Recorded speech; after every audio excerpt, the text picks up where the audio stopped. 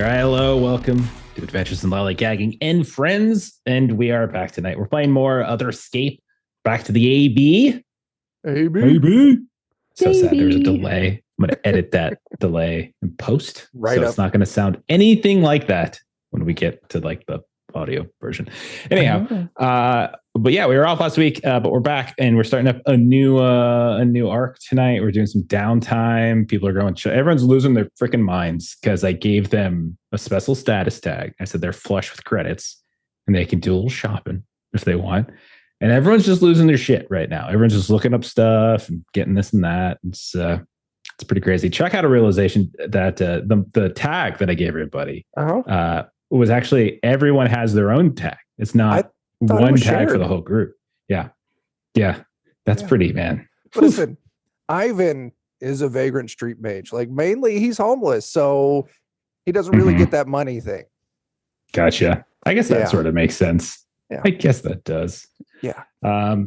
But all right. Are we ready? Has everyone kind of figured out what they want to do for our little downtime section here before we get cooking? It could take a while. There's 60, so we're going to do a couple downtime scenes and see where we go. And then at some point, we're going to shift over and we'll get the new gig. So quick recap. Last time around, we finished up the Circuit Heights gig. You all managed to break out. You and Martel, or break him out of executive holdings inside that the Ironclad building, Stratus building, I should say. You did draw the ire of the CEO, presumably, of Ironclad Systems, named Devin Malrick, and some kind of weaponized walker, like some sort of experimental tech that kind of started to chase you guys, but you outran it. Malrick at one point seemed to enter Clover's mind at one point and kind of noticed the presence of a Jinn and sort of laughed that off as just being a servant. There were some traps and stuff, I think, at one point that Verana and Agaricus left to keep a trio of some kind of weird looking shadow dog thingies that were about to chase after you all. And then Clover and Mallory and Ivan, you all broke into the cell. You disconnected you and Martel from a VR device that was torturing him. Rika, you eluded the Big Red and Ironclad VPs with this really clever strategy of saying you had to go to the bathroom and that you deserve to do that. And they were like, oh yeah, you're right. And then you managed to rejoin everybody. You all went down this service elevator. You got to the lobby and you realized there was like pandemonium that had been going on. Basically everybody, civilians, Big Red, etc., that everyone was in this frenzied rage. But then Agaricus basically hotboxed everybody and created this little aura of smoke and calm that lets you all eventually find your way out of the building. The further away you got the building, you realize like the fights were still going. That kind of rage was spreading, but it wasn't as bad. The nexus point was definitely the building. You before you left the neighborhood, you did manage to fulfill a couple of promises. One of them was delivering some of those source relics that Mallory had recovered to the analog, who had helped you a little bit with getting into the Stratus building, and then also to the smuggler Draven Locke, who had to give Verana back her dead hand or something. Whatever. What's the hand? Like what's the hand? Who's that connected to? That was that's me. No. That's Like whose is it? George Carlin. I will come up with a backstory for George. Well, I just figured maybe like because you have the dead. Never mind. Anyhow, that might be why you carry it around. Debating whether that was going, but I don't know that I would just hand it over as. That's true. If it was my dead love's hand. So yeah, that's fair. And then with that, you all managed to get out of Circuit Heights. We kind of hand waved the end because really once you get out of Circuit Heights, it wasn't really that difficult. You're able to hand over you and Martel to La Loba, the fixer that you've worked with a few times now. She paid you extra. That's just what I told you earlier. Like paid you a little bit extra, so you guys have some extra cash, some extra credits because you took over Caden Harlow's task. Because Caden Harlow, we know, was the one who was sent there to do that job. You kind of came in after the fact to try to clean up his mess. You turned out he was turned into RoboCop, so to speak, and yeah, so you have a little extra cash. So we are going to slip into downtime. Then we're going to do this one at a time. We'll do one round. And then if anybody wants a second round of stuff, we'll do a second round. And if anybody wants a third round, we'll do a third round. And if anybody wants a fourth round, fuck off. Because that's like really excessive. Okay. So like, let's just keep going. Okay. Gotta set some boundaries. Okay. All right. Let's see. Let's just do some random music. All right. So just some reminders on downtime because you're going to mechanically, let's just hit this really quickly again. So you basically get a choice to make right now. You can choose either between getting 3 power for free that you can then spend on effects without making any kind of roll. So that means like shopping, for instance, you could spend 2 power to buy something new to add to your loadout, something simple, right? Or you could use that power to buy back some of like negative tags or statuses that are affecting you. Or you could do it, you can save that power for the load up phase for when we start the next gig. So you can bring more items with you. So you can use that power however you want. And it's just free power, no roll necessary. That's one of your options. The other option is that you can mark an upgrade box on one of your themes or on the crew theme that you all have as source hunters. And once you fill up the track, you get a new sort of upgrade. And there's a couple different options for those as well. So those are your 2 options. You have to pick one of those. Doesn't mean even if you pick like the upgrade box, doesn't mean you can't do shopping. You still can. It just means there's like rolling that's going to come into play. That's all. And it doesn't mean you can't heal either. You can still heal. It just means there's rolling. And so there's the potential for failure and all that kind of stuff. That's all. Okay. Making sense? We good? Ready to do this? All right. Let's start with old Agaricus. Agaricus, we're back. You made it back to the stacks. Assume everything's done. A couple days later, what is Agaricus up to? So I won't dedicate like actual downtime to the shopping, but I do have an idea for that. But for the actual downtime, I probably will do kind of the meditative state that he'll do sometimes. Except in this situation, during the previous mission, his upgrade in floral growth, he had gotten a perk called Mythic Residue, which basically lets him leave a portion of himself, or like a little mini me, and that's sitting there with Bug back at the apartments. And kind of similar to those little shambling mound things that we'd seen in the valley before.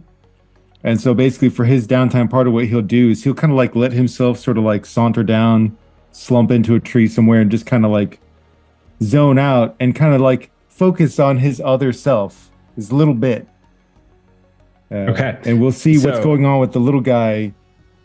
Okay. So I think we've described your guys' hideout as being in the southern corridor of the smokestacks, the stack district, right? And it's a little bit ways from the Badlands, and it's like kind of between where the ocean is and where the Badlands are. But I think we described it as kind of like an old warehouse or like automotive like chop shop kind of deal. And I think there was a tree in it, right? Am I wrong? Right. Okay. So maybe we picture Agaricus out in the back underneath that tree, right? You go down into your meditative state. Do we see like sprouts start to pop off at you, just like when you? Yeah, like it's just kind of like moss just kind of starts to go over him, like little vines from him kind of start to meld in, and he just kind of becomes one with it. Like the tree just kind of grows out at the bottom a little bit, and it just kind of like you can see the outline of him in there. It's very much like those weird trees in Game of Thrones sort of thing. And so as you kind of focus in, you embody mini Agaricus, right? Little Agaricus, and you see this hazy vision come into your eyes, and you see Bug, your friend Kevo, Bug, and he is in what looks like wherever he's at. It's very dark. There's like a hurricane lantern or something that's on nearby that gives the room a little bit of light. It looks definitely like another hole in the wall. It's not the same one that you and Mallory and Clover had spent time in, but it's definitely a similar concept. And you see he's hunkered down and he is trying to teach like little me. And he's like, okay. And then there's scissors, there's paper, and there's rock. And so the two of them are just kind of going through this process. 1, 2, and it's like, and he keeps, and you keep doing rock and he just keeps doing paper. It's like, you can't just do rock all the time. Orange. No, orange is one of the options. Orange isn't an option. You got to mix it up. Okay, banana. Banana's not an option either. Okay. Oh God. Oh, I don't know how long this sequestering is gonna last, but I could really use someone else to talk to. Okay. Listen, 3 options: scissors, paper, rock. But you're not allowed to do rock this time. You have to do a different one. Ready? 1, 2, 3. Okay. That's better. I just happened to do scissors that time, so but I appreciate that you did something different.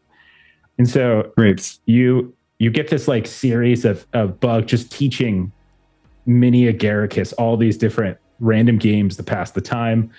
Every now and then you see Bug will pull out some kind of old school analog tech, right? Looking at this staticky type display and trying to get some updates. And you can tell he's nervous and he's worried because he's having trouble contacting whoever it is he's getting kind of whoever his contacts are in the analog. And over the time, Agaricus, you get the feeling that things are not great in Circuit Heights, that Ironclad and whatever Big Red were doing continued after you guys left. And it definitely looks like the analog have kind of gone dark a bit. And that seems to be the case. The different, whether it's Flicker or Patch or it's very hard to kind of get in touch with them. And Bug seems to be hiding with your friend. Okay. Perfect. All right.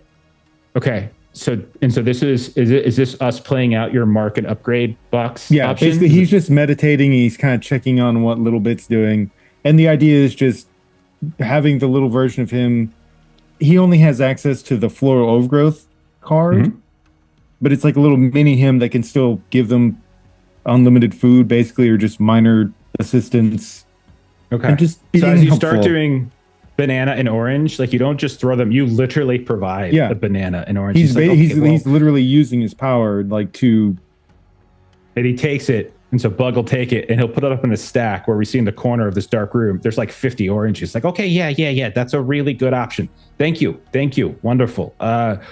Okay, maybe we do a different game. Let's do odds and evens. You have 2 choices. You throw 2 or you throw 1, but you got to call odds or evens first. Double deuce. Okay, Jesus. Oh my God. And we'll just fade out of that scene where poor Bug is desperately trying to while away the time in hiding with a little bit. Okay. We'll check in with Verana. Verana, you had some time. The Circuit Heights, for you guys, it went well. The things that went wrong, that was on Harlow. That wasn't on you. You guys came in there, you cleaned things up. Things went to shit, but that wasn't, who cares? That's not your day. Your job was to get him out, and you guys got him out.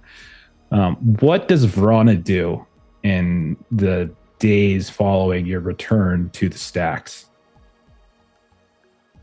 So I would say that one of the things that Verana wants to do is there's a couple things that Verana wants to purchase with, kind of that. And so Verana, kind of by description, is always sort of emo and, kind of cloaked and whatnot. But she's definitely realizing, she goes much more into the mythos stuff. And so that she really needs to kind of pay attention to the tech side of things. And so one of the things that she wants to buy is a privacy hood. So she kind of wants to upgrade, kind of what she's normally had, and just kind of a cloak. And so a privacy hood is basically, it disrupts digital recording to kind of blur your face and mask your profile. So this seems like something that she would want to have access to. Okay. Do you have a page number for where is this in the street catalog? You're building off one of the ideas in there? It is 264 in the street catalog in the core rulebook. Awesome. Okay. Oh, cool. Yeah. So are you doing the power option where you get 3 free power, or are you, okay. So we're going to take, okay. Yeah. So, I've got something else planned for that. Okay. So I'm going to say you guys probably, we know you're in the southern corridor, which is the south portion of the smokestacks district in our city. There are probably places you might go. There's different stacks. Like a lot of the neighborhoods in this district actually are called stacks, something other than there's usually a number. Not all of them, but a lot of them are. Maybe there's one, stack 77 is where like Rika's Ripper Dock is. And it's just sort of this literally a stack of a series of like effectively malls and other kind of commercial venues where you can kind of go and get items and services. So we'll say you manage to head up there. Maybe you take a tram, maybe you take I don't think you have a vehicle, or maybe you just bum a ride from Clover in his van, which sounds weird when I say it that way. But we'll say you make it up there, and it's again it's like this big kind of oblique building with a series of colorful stacks that you can see each level of this massive building like has kind of different types of services. So some of them it might be like health or surgical or augmentation related. Others it might be just like the idea of materialistic purchase, like you're buying gear of some kind. Another might be more things like bars and like entertainment venues like VR bars and stuff like that. And so we'll say we find you at a shop, and you go in there. There's plenty of other. There's a couple other people here or there. I'm not thinking of it like a Macy's. I'm thinking it more of like a smaller kind of consignment venue. You go in there, you either pick old stuff or you place an order for something and they try to track it down for you. So you're going to need to do a check then if you're not doing the free power option. That is correct. Okay. So I am flush with cash, I believe was the... You are flush with cash. Flush with credits, status of 3. Credits. Flush with credits, yeah. So do you have anything else you want to try to use as you kind of come up with this vendor, and you can see the vendor has kind of got the item that you want, and maybe you're not trying to let out how much you really want it, but you're wondering whether or not they can read you, and you just see this like kind of tall, very dark-skinned man. You can see like half of his face is just augmentation on one side, and like you can tell that there's this big plating over the top of his forehead and kind of down across his cheekbone, and you can tell it's like doing calculations. His other eye seems to be bioorganic. Originally you're not sure, but he's kind of eyeing you up and down, and you get the sense that he's trying to read you to see how many credits he can extract from you. So how do you negotiate a price for this? I'll say, given that information, if you'll allow it, so she's got trouble past, tragic loss. I would say that she always looks one step up from sleeping on the street. So she doesn't present as if she's going to really have credits to get out. She's not, she's not the,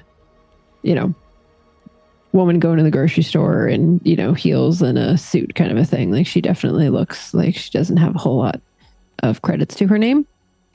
Okay. So you're trying to essentially like play down your appearance. Like you're trying to look like you're not worth a lot of money, so he shouldn't put a lot of effort in. Okay. Yeah. I like that. So you're going to get +3 from your flush with credits, and then you're going to get +1 from each of your other tags. But I'm going to say, because this thing specifically is like designed to essentially get rid of surveillance, it's a little bit more of like a hot item. It's not necessarily illegal, but it's definitely on the edge. Yeah. And you can tell that this is the type of thing that probably a lot of people want. And so he might be a little less inclined to give it over. So we'll say -1 against you. That still means you're rolling with a +4. Okay, so it'll be a +3 then, because it's a +3 +1 -1. It'll be a +3. I thought you tapped into two different tags. No, just one. Yeah, just one. Okay, so +3 then. Okay, I rolled a 6 and a 2 +3 is a 9. 6 and a 2. Sorry, I can't do math. +3 is an 11. Sorry. Okay. Yes. So we'll say that you're kind of poor, doesn't have like cash routine, or maybe he takes a little pity on you at a certain point. You start talking about your past, and eventually he will let it go, and he'll kind of like hand it over to you, and he's just like, the fitting rooms are in the back. If you need me to touch any of it up, just let me know. Right it'll be fine. I'll make it work. Appreciate it though. Hey, man. Tell your friends if you got any.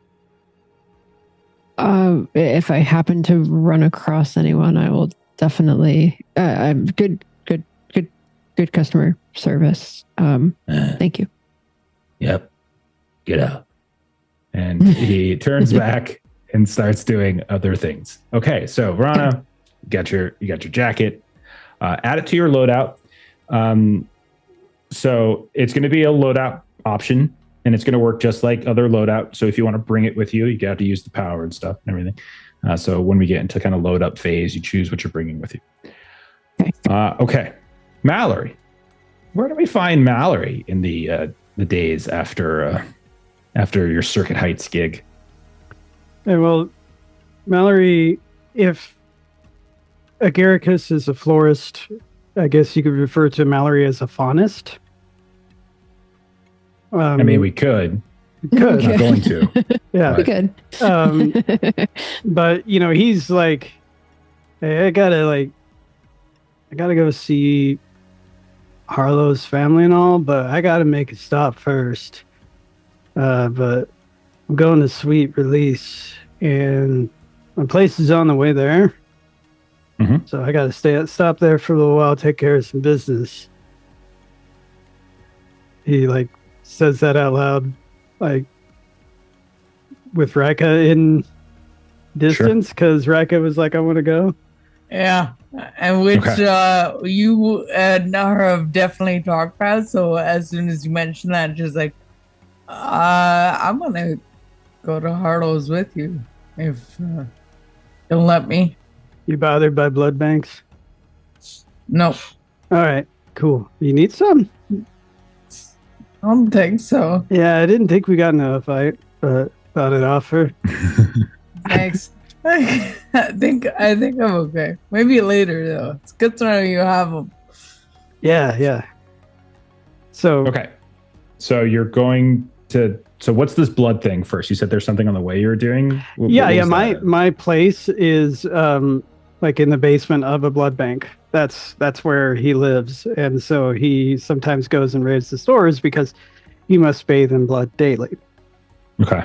And a lot of times he can satisfy that requirement through his victims, but Okay. we didn't really get in. Well, at least I didn't really get in a fight. No, you were on your own little mission. You were crawling through vents like a stealthy little boy. It was great. Yeah. So getting all the things done. Yeah. So I'm gonna go there and I've got a massive tub or something, and I empty out quite a bit of blood in there, and I'm like, hey, if you I got a TV and I've got something if you're bored. Actually, I was gonna go pick up some chocolate for Harlow's kid. Hey, I was gonna do that. Could you grab some snacks? I'm kind of hungry too. Sure. Yeah, because I don't eat this stuff. It's not my thing. All right. You're just gonna go to the corner store and pick up random shit. Yeah, so you're in Sweet Release, right? So Sweet Release is the hub of the memory mining industry. So Rika, as you're out on the streets and you're moving up, there's towering skyscrapers left and right. It definitely looks more like red green than it does the stacks. The stacks are definitely more utilitarian, and then kind of has that oceanic kind of dock vibe to it. But Sweet Release is definitely one of the nicer of the 2 or 3 districts in the city.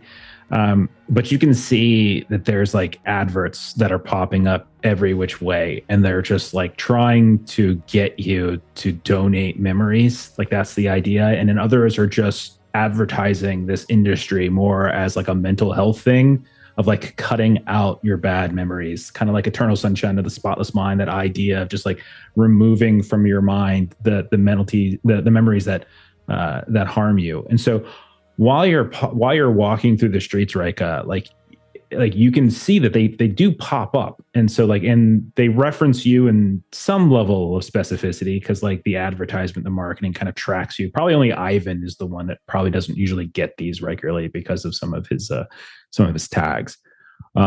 But you're able to find certainly a corner store of some kind and some kind of, just some basic 24-hour convenience. You go in there, you're looking to get chocolate. This is a negligible thing. I'm not charging for chocolate. This is totally fine. Thanks. You can say you buy chocolate. While you're doing that, Mallory, do you do any kind of ritual? Do you lay out like candles and shit? Like what is it you do when you take a bloodbath? When he takes a bloodbath, it's nothing like cult-like or anything like that. But he turns out the lights and it's complete darkness.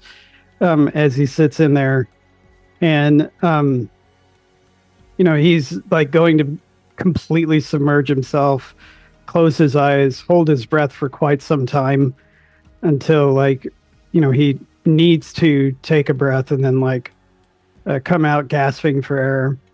Okay.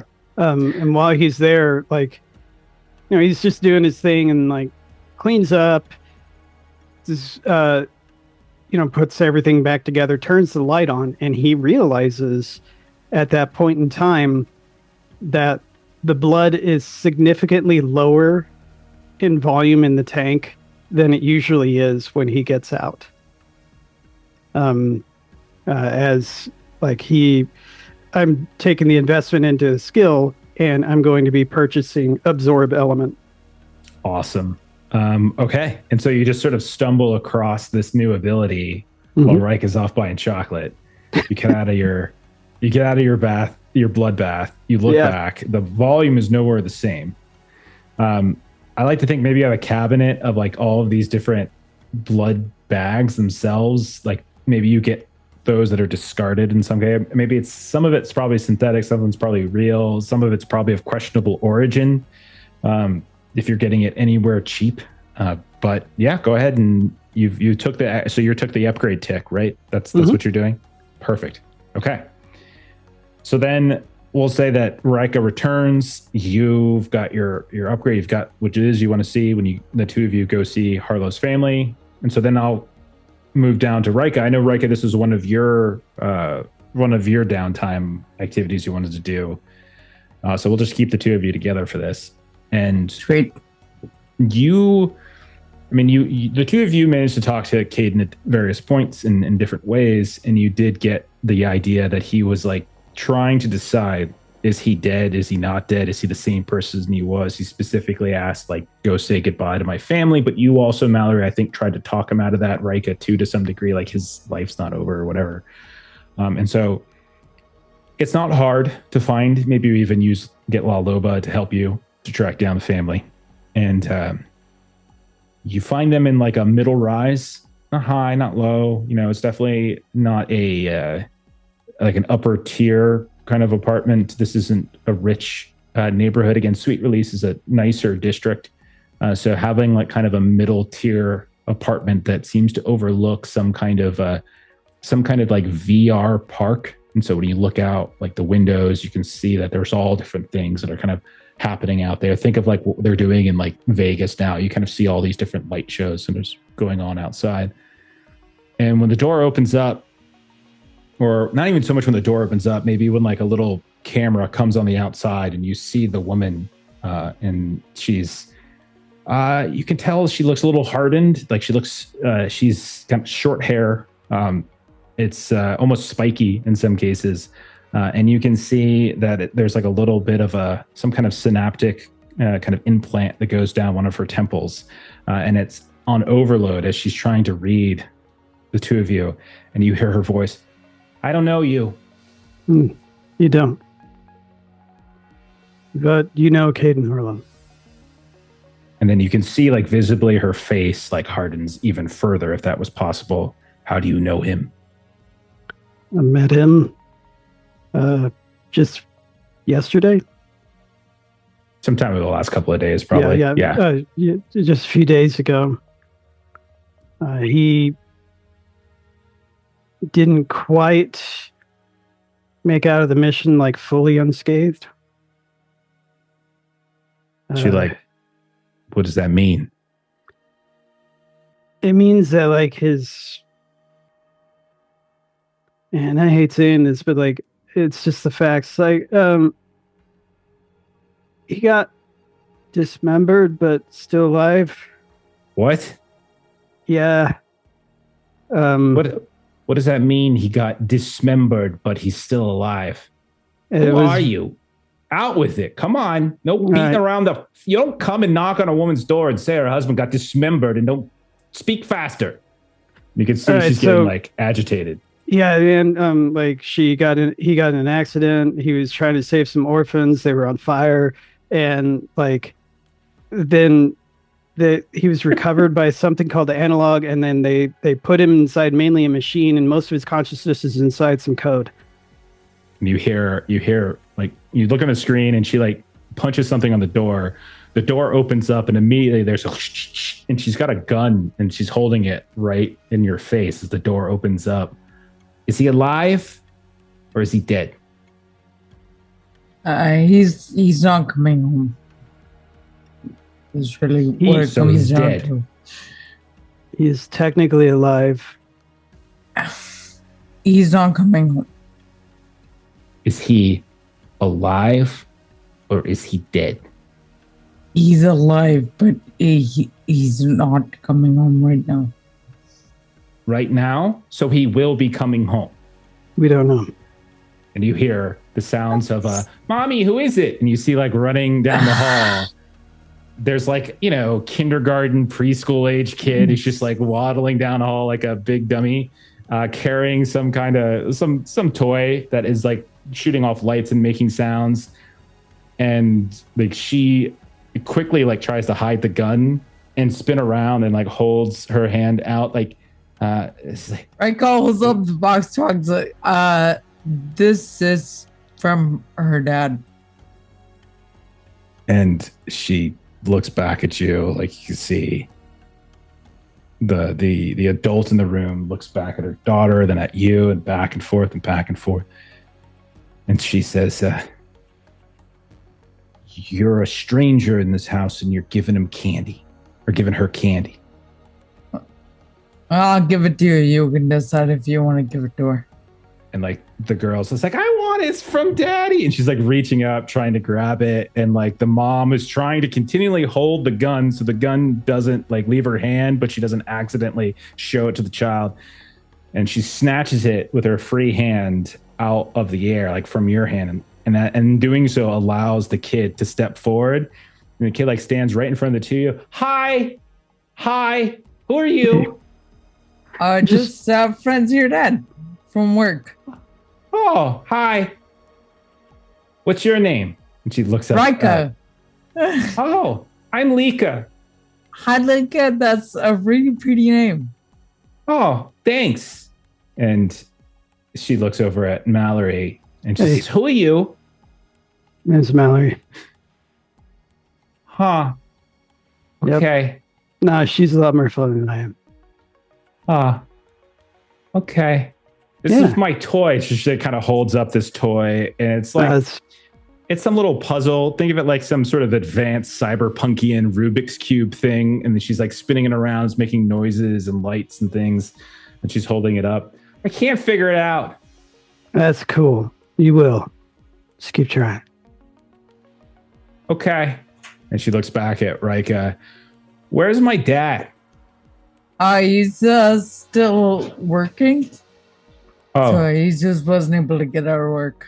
He just wanted to make sure that you knew that he was still thinking about you and missed you. Okay. Is he coming tomorrow? I don't know. Work's gonna keep him for a bit, I think. So she's like, okay. And then she looks back up at her mother, and her mother, you can see, is like trying to keep that composed, angry face, has like ripped one arm behind her back, still managing to hide the fact that she has a gun out. Yeah. Right. And then in her other hand, she's got the chocolate. And then she's like, that's enough, Lika. These daddy's friends they They have to get going. And she's like, okay, all right. Well, tell Dad I said hi. I'll do that. And then she like walks a couple of feet. She waddles, and then she turns back around. Oh, and tell him I love him. And then she turns back around and continues waddling. Rika is trying not to get weepy. Sure. The kid's wife turns around. I don't think you actually ever got her name. No. No, he never said it. Wife or She goes by ex-wife? Becca. I was thinking ex-wife, but am I mistaken? Mm-mm. No, I don't think it's ex-wife. I think it's his wife. I think that's what he said. I don't think it was ex-wife. Okay. Turns back, and it's possible, Mallory, in your weird sort of interconnected like mythos exploration, you might have kind of gotten some sense of her name, just Becca. But she turns back to you all again. She could tell she's trying to hold back tears. There's a little bit of like that glistening, and she's like, well, if you talk to him, tell him, come back, get whatever augmentations he needs, but he's got a little daughter. And she's like not looking at you, and she's constantly moving as she talks. She's like a very, very, you can tell, tough, sturdy figure who is like on the verge of breaking and is trying very hard not to do so in front of two strangers. Yeah. And Rika understands that, and will not be pushier. I'll say, Okay. thank you for everything. Yeah, She Becca, nods. I'm going to do what I can to relay that. I'm going to do what I can to see about getting him home. But I don't know. I can't promise anything.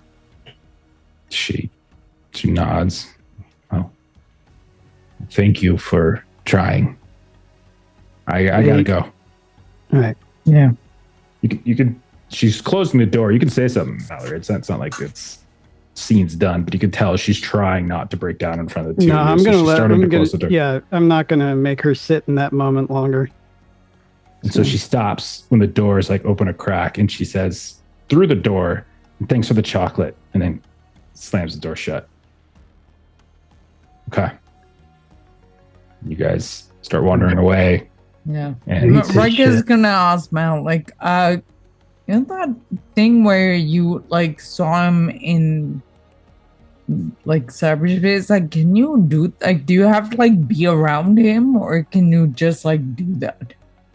Well, seeing as how he's analog, I don't think I could do it from here. I'm trying to think if there's a way that like there can be some sort of connection made, but like if it's analog, that'd be running a lot of line. Sure, they'd be getting cut or something, but like maybe we can record something. I mean, it all depends on like what our next mission is and what we got to do. Like, you know, we get free time, right? Yeah. And I'm willing to do what I can, but depending on what our jobs are, what I can sometimes is nothing. Yeah. Well, we'll do the best we can. Yes. I still got somebody from a really big, tall building that I got to try and get some credits to. So I told him I would. And I hate, like, okay. I hate actually like having to like do all this stuff, but I couldn't live with myself if I didn't. You know what I mean? Yeah. Yeah. Hey, did you get those snacks? I did. All right, let's. So hand over a bag of like greasy ass sandwiches. Okay.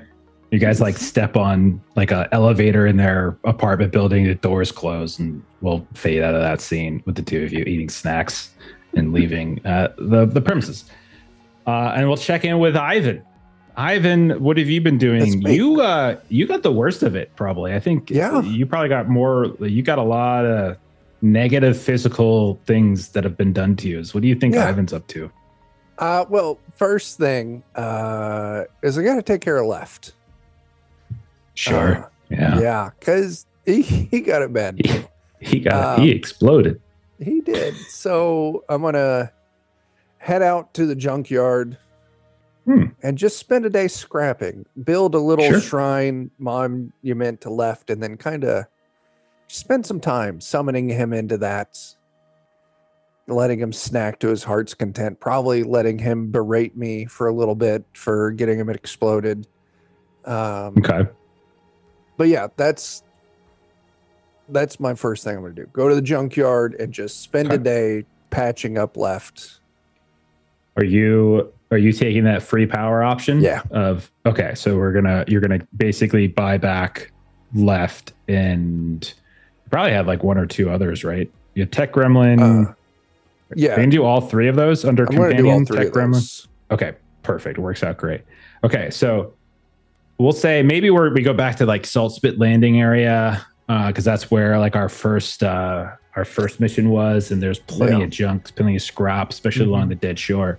And there's a far less there's not as much population. You don't see a lot of like the kind of creepy folk from from the water, the Makara followers, worshippers. You don't really see them anymore. They're still around, but there's definitely not as big of a presence. So it doesn't seem like those are lingering. Maya Corp is still around.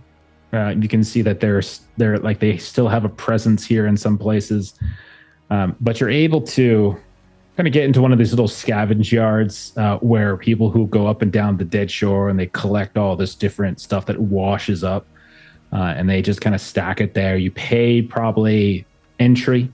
So it's like you pay entry, you go in there and you just kind of take stuff out, right? Okay. And so as you go through the ritual, probably takes most of the day. Yeah. Eventually you see like kind of crawling out of this stack of filth and trash. You see a little gremlin. What does he look like, Chuck? What is furry body, like? Bald face, uncomfortably large mouth. Okay. Lots of sharp and pointy teeth. Little chubby guy. Yeah. Sounds familiar. Yeah. And so he comes out. He's like, what the fuck? Where the hell was I? How'd I get here? Yeah, you kind of exploded a little bit, so I had to put you back together. Exploded? Yeah. What the hell do you mean I exploded? I mean, you went kaboom, man. Went kaboom? What did you do to me? I didn't. It's all very fuzzy. Yeah, you said you wanted to get a cola and you wanted some pop rocks. I tried to talk you out of it. What? But you still went through like me. And it's just like the urban legends say. You exploded, man. All right. This sounds real fishy. Something smells very, very fishy here. We are by the water. Oh, I guess that's it. No, wait a second. You're trying to pull a fast one on me. You know what we should do? We should get some cola and some pop rocks and we should test it. No, I just put you back together, man. Oh, not on me, you nitwit. I mean one of these, find like a rat or something. Okay. Yeah. Okay. So you head back out, grab some cola and some pop rocks, go back in. You start blowing up. All of a sudden, there's a junkyard. Like one of the junkyard tenders comes over. Big, heavy set dude. He's got like no teeth. He looks, he's got like hooks, like fish hooks that he's using as like decoration on his face here and there. He's like, hey, buddy, what are you doing around here? We're not supposed to blow anything up around here. Why you keep blowing stuff up? What's this all about? It's fine. I'm just blowing up rats. Oh, it's fine. Oh, okay. I'm glad to know it's fine. Wait, you're blowing up rats? What the hell's wrong with you? I need those. That's going to cost you extra. The rats help keep this place clean. No, how? Oh, the sludge. They eat it all. They soak it up, everything that comes in here is just coated in that toxic stuff from the bay. And I'm not washing that off. I'm not cleaning that. That's where the rats come. They lick it all. Why do you think they're so big? They get huge. They're the size of, a small child. They do. And they blow up like a small child too. So, I mean. Wow, whoa, what? Not that I was joking, buddy. I will pay a little extra as apology for blowing up your rats. Okay. Now we're talking. Now everything's fine. But I want you to go buy me some new rats. Just go see if you can find some. Just absolutely. So then Ivan and left, get on the tram, go searching around, finding some like pet store, come back, dump a whole mess of rats. And all is right again in the world of Salt Spit Landing. Okay. All right. Yeah. So you've got him back. You're still hurting yourself, so we'll do that on the second cycle. Yeah. But you've got your left gremlin back. Everything's all right. Okay. And then Clover, let's check in with you, man. What have you been up to? Yeah. So I think he was pretty beat up last time, and nothing too permanent. So it'd be a little bit of him just kind of putting his stuff back together, laying low for a little bit. He'd have to fix some of his burn tags. So one is his analytical brain augment kind of overloaded that when doing the memory wiping stuff as a way to mess with the djinn. So it kind of has to recalibrate that and fix it. He also burnt Lucky Shot. So I picture him messing with his artifact, it's the Risk Taker's Luck Charm. And as he's messing with that, he's getting some weird sensations, some weird feelings he hasn't had before.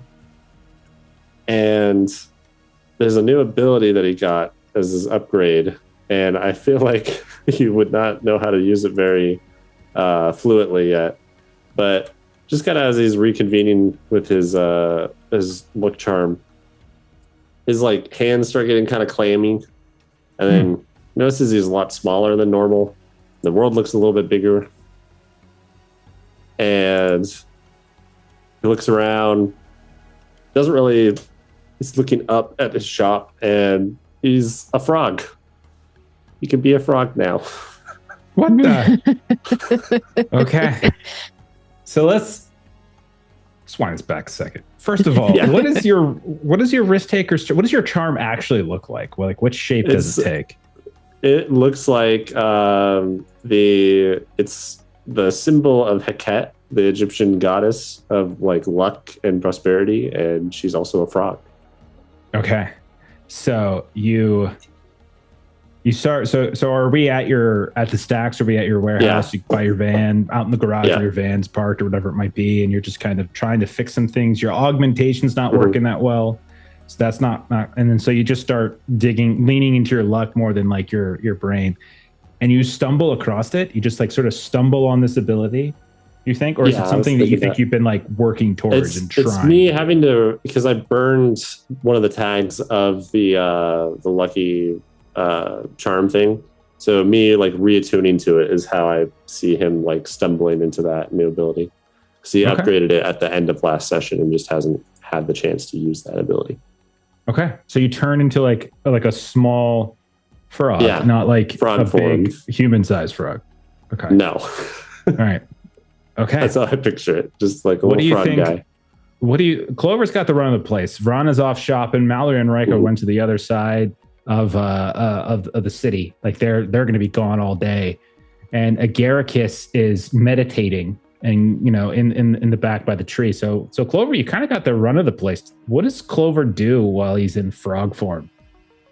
What does he get into? He'd be very confused, but kind of interested in seeing what this is like. So he'd like try jumping around, see what his jump height is, and notice that he could kind of climb up surfaces and stuff, and thinking that might be kind of useful. Okay. He tries tapping into his brain augment and stuff, and seems to work suspiciously, but like it's strange. Okay. His eyes work a little bit differently, though. They're kind of further apart than they normally are, so he's got a wider field of view, but it's not quite as accurate. Yeah, so exactly. And he's also not getting all the details. Yeah. And he's got his like sensory data recorder augment thing, so like that's also messing with him a little bit, because part of that, it makes his senses like all flood him whenever he goes through it again. I like to think that at some point, as you're moving around, leaping, make your way out back, just looking around, seeing what you can find. And it's around this time when Agaricus like comes out of his meditation. And Agaricus, as you look around, you just hear like and you look over, and like sitting very high up on like some kind of like maybe like a vent exhaust that like it's just kind of sitting there, a ledge up there. You could, because the frog jumped all the way up there. There's a frog staring down at you. Well, that's very strange. Little froggy. I'm going to try and say, it's me, Clover. But I don't know if I can talk at all in this frog form, so it's just going to come out as ribbons. Okay. You're a very friendly little frog, and he'll just create like this little stack, like little, almost like a platform of various little lily pads that he can jump across. Just because Agaricus is weird, and if a frog ribbons at him, why not be friendly to it? Sure. Okay. Because you guys have like a little lake or something, or like a little pond back here, don't you? Mm-hmm. Yeah, it's probably all. Yeah, and so this is part all of like this flooding little our park. basement. Yeah, exactly. That's right. And so You're you very see, determined little guy, aren't you? Okay, can you make this jump? Yeah, and I'm using this also as testing my limits. And then Oh, really diligent. debating on whether or not I need to tell Agaricus, because he's obviously not getting that. I can't wait to tell everybody about this guy. You're amazing. so Clover, do you ever reveal yourself to Agaricus as being human? Do you like transform back into human, or do you like disappear and then transform? Yeah. It'd be really funny if he just doesn't know it's me. So I think I'll eventually just run off, and then I'll be trying my best to communicate that it's me. But when I see like, oh, I obviously can't talk like this, then I'll kind of disappear and come back as Clover. So we'll say that the frog starts leaping away, and Agaricus loses sight, and you're able to transform back without him being any wiser. Okay. So Clover, did you take did you do the power one, or did you do the it was a power tag, and it's like you had to answer a question, and it was something about like what new form can this artifact let you take, or something like that. Okay. So I meant like for downtime, did you take the 3 power, or did you take the upgrade tick to gain access to the form? Oh, I got that from last session, taking a weakness on a roll. And so I bought that at the end of last session. I just didn't. Oh, okay. We're just sort of RPing it now. Perfect. Okay. Yeah. All right. Let's cycle around. This time. Yeah. Let's cycle around then. We're going to go to Verana, as Agaricus had to step away. So Verana, we're going to go back to you. Is there anything else that you think Verana would have been doing in the time after the Circuit Heights gig? Is there anything else you want to try to get done? Yeah, so there's 2 things that I'm going to do all at the same place. So Adam and I were talking a little bit in chat. So he's got the blood bank that he gets the blood from, that is between kind of our home base and Sweet Release. So he said it's okay. I'm going to kind of piggyback on that it's a kind of a shady clinic that multiple of us use for various things. So Verana is going to kind of reach out to kind of their contact at the clinic, because it's kind of a shady clinic and it's not really the best medical treatment that you can get there. So unfortunately, they've got folks that don't make it there at the clinic. So there's a couple of things that Verana's kind of looking to do in connection with this. So to kind of stick with the purchasing side of things, so there's something in the core rulebook called Somber Markings, which is source-touched items that kind of are made from human ash. And so it's makeup that's made from human ash. It offers protection against ghosts and provides visions of the land of the dead. So kind of what I'm going to say is that like she uses this clinic as sort of the source, kind of that like cremation source. And then she kind of uses her knowledge to kind of make them from kind of the ash into the somber markings. Okay. So it's giving me more of a crafting thing, essentially, in a way, is sort of what this is. You're not purchasing as much as you are trying to craft it yourself. Okay. I like this. Yep. Do you have, well, go ahead. Do you have power to purchase this, or are we doing a roll? That's what I was going to. So like, before we get too far in the role play, since there is going to be a test, like you could potentially fail it. So like, before we get too far into that, let's do the roll and then we'll kind of role play off that. So put together a pool of skills, of tags that you think would help you in this sort of ritualistic ashing of your face. So I've got, and so kind of let me know which direction I'm rolling for. So if it's the acquisition side, I've got flush with credits and I've got some medical training that I can trade with this.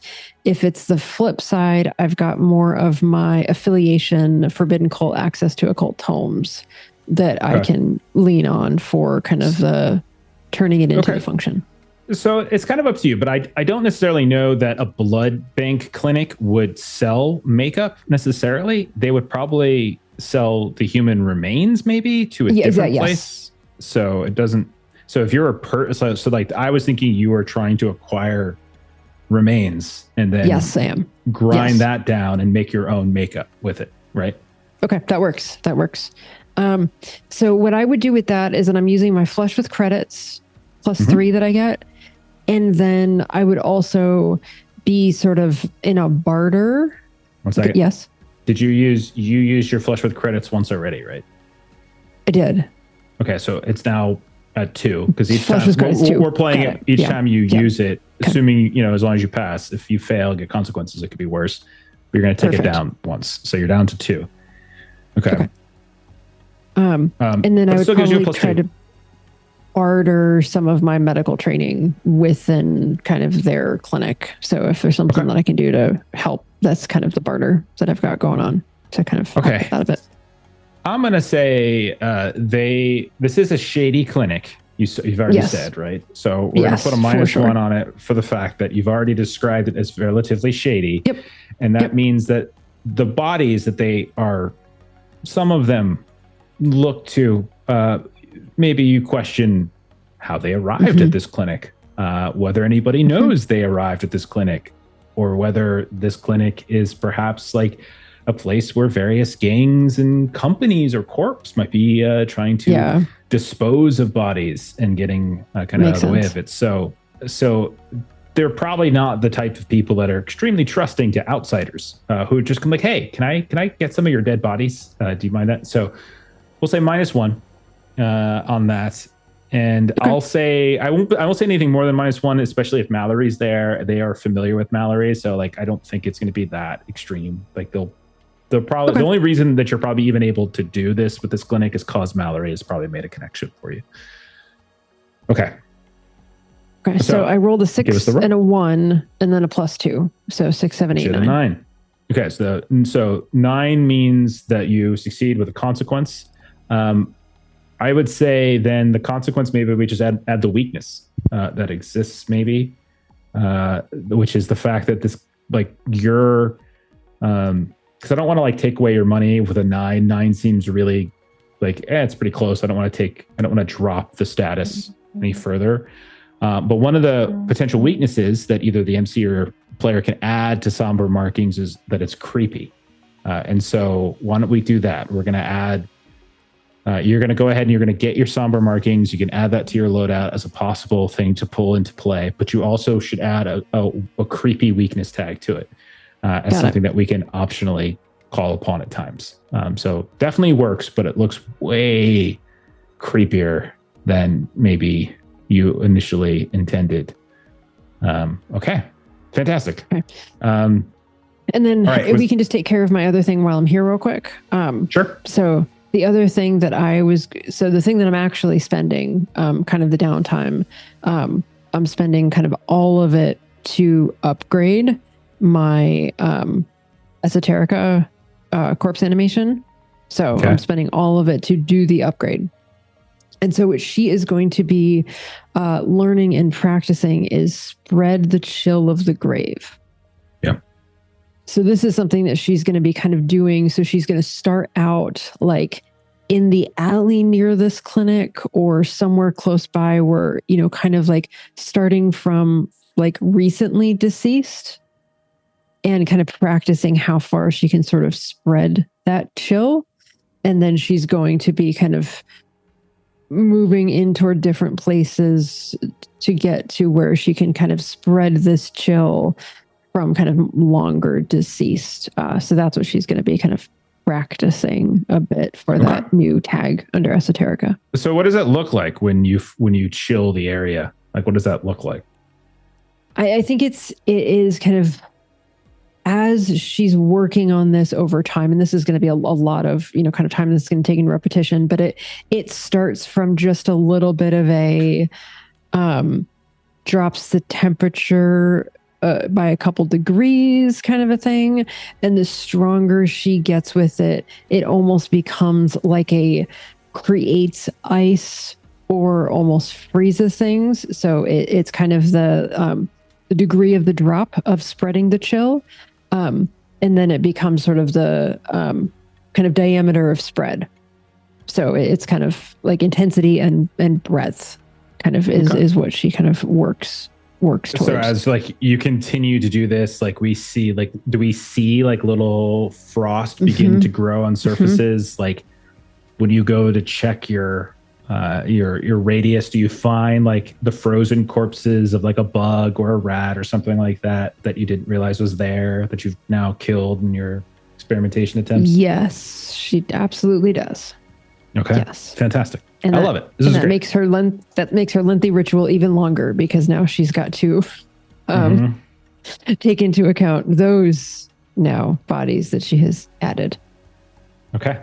And then if you're doing this like around the homestead, if you're doing this back at the stacks, giving this test, maybe at various parts, the pond that Agaricus has constructed freezes over.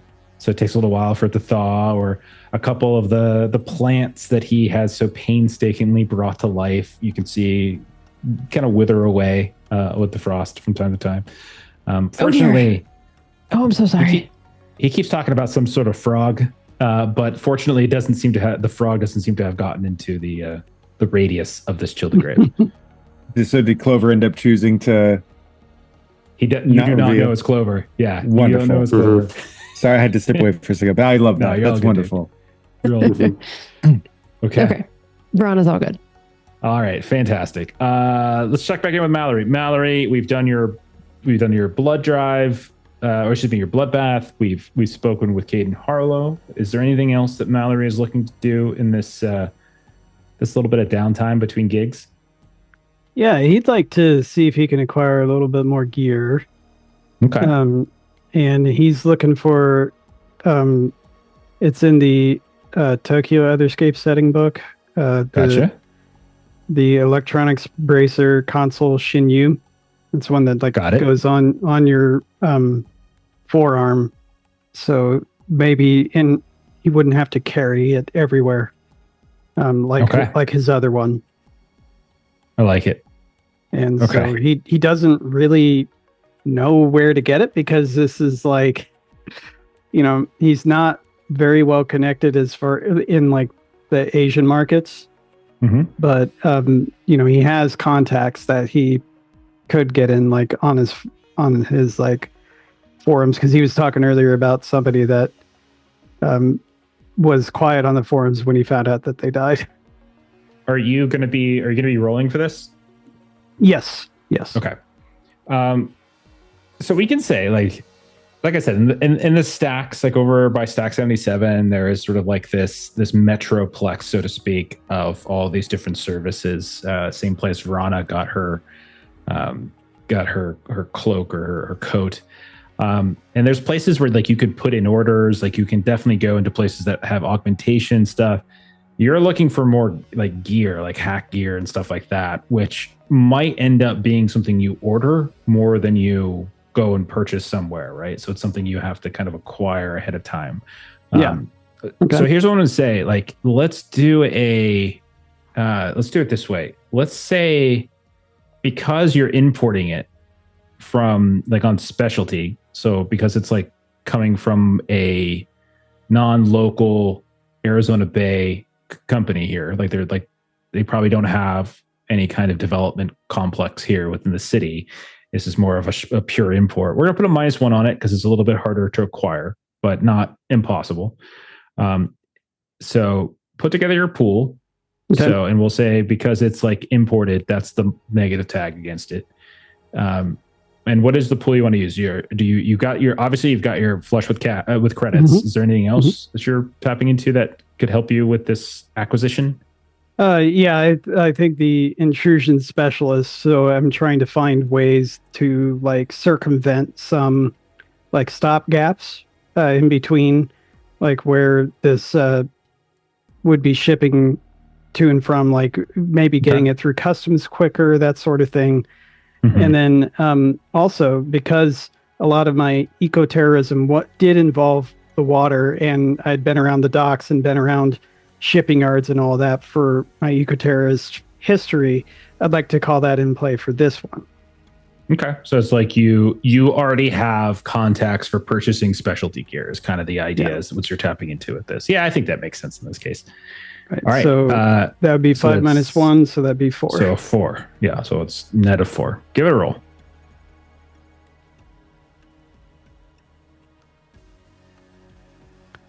I don't think you put that in correctly. I did not. But you would have. That looks like it would have been a 12. So it would have been a total. Yeah, it would have been a complete success. I did that wrong. Yeah. Yeah. No, it's all good.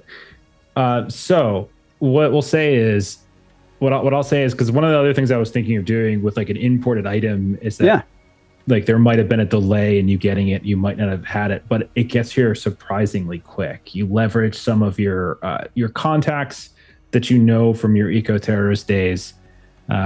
And your own knowledge of maybe rerouting certain things to sort of get it delivered faster. And yeah, you can add that to your loadout. It's going to start burn just like everything else. And so like at the start of the load up phase, it's going to be there for you if you want to bring that instead. Perfect. Okay. Sweet. Excellent. Let's check then in with Rika. Rika, what else have you doing? Last we saw you were talking to Caden Harlow and Becca and Lika, his wife and daughter. What are you up to next? Some shopping. I think Rika goes to this grimy ass market that is at least gray, if not black. And nice.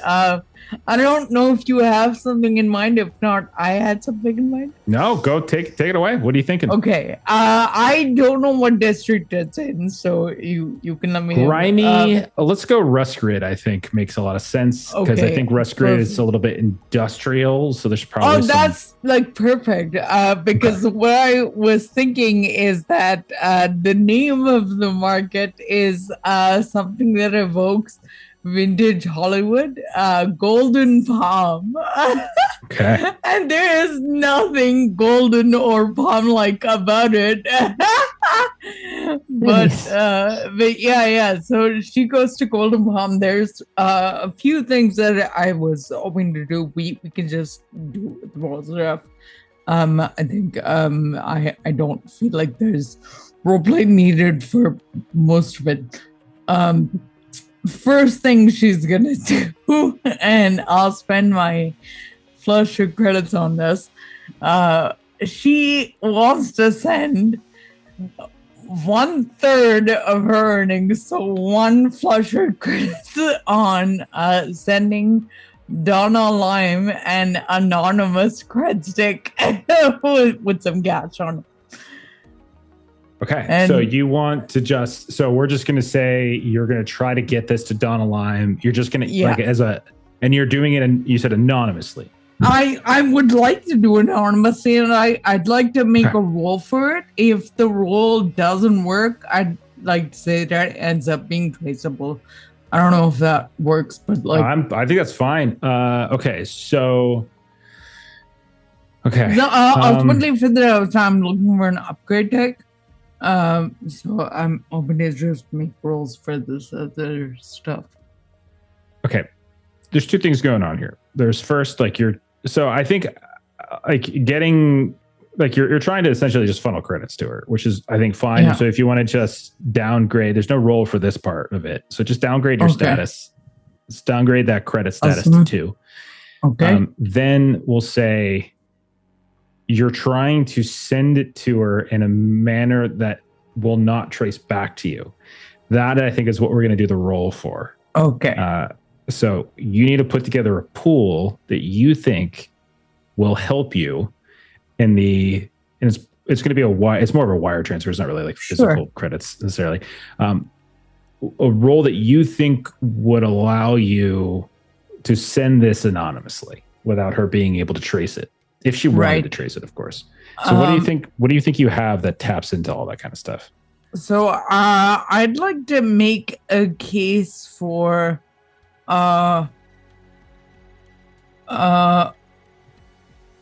worked unusual jobs. Because I feel like she probably worked like in money, like at a bank or something, and she kind of knows how money transfers work. Perhaps. I'll take it. Okay. And then the second thing I was thinking was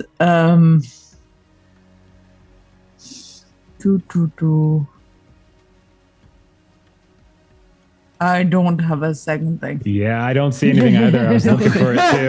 Yeah, I was like, I don't have a second thing. Sorry. When you said second thing so carefully, like so confidently, I'm like, oh, I'm interested in what this argument's going to be. Would guns and more guns help me in this situation?